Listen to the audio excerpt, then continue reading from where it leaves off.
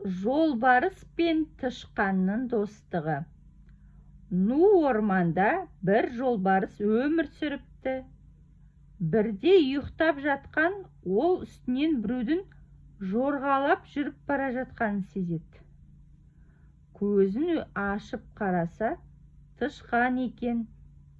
Жолбарыс ұйқысынан бұзғанын үшін тышқанды өлтірмек болады. Сосын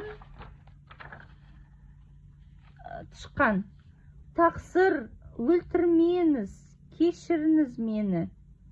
Менің де бір көмегім болып қалар, деп өтінеді тышқан. Сонда жолбарыс: мен жолбарыспын, ал сен кіп-кішкентай тышқансың.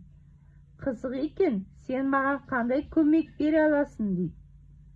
Күледі: жарайды, кешірдім, тез қаш, деп тышқанды қоя береді. Тышқан қуанып рахметін айтып жүгіріп кетеді. Күндердің бір күні жолбарыс жортып жүріп, аңшылар құрған торға түсіп қалады. Қанша шығамын десе де, сол тордан шыға алмайды.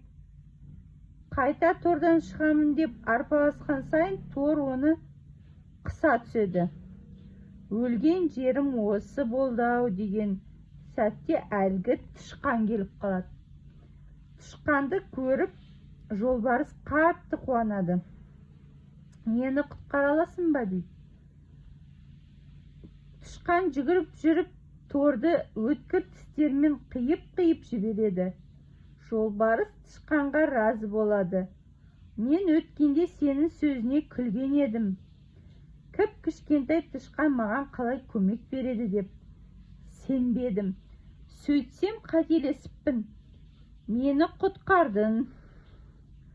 Шынында үлкен көмек бердің. Саған рахмет. Енді менің досым бол, дейді жолбарыс. Осылай жолбарыс пен тышқан дос болыпты.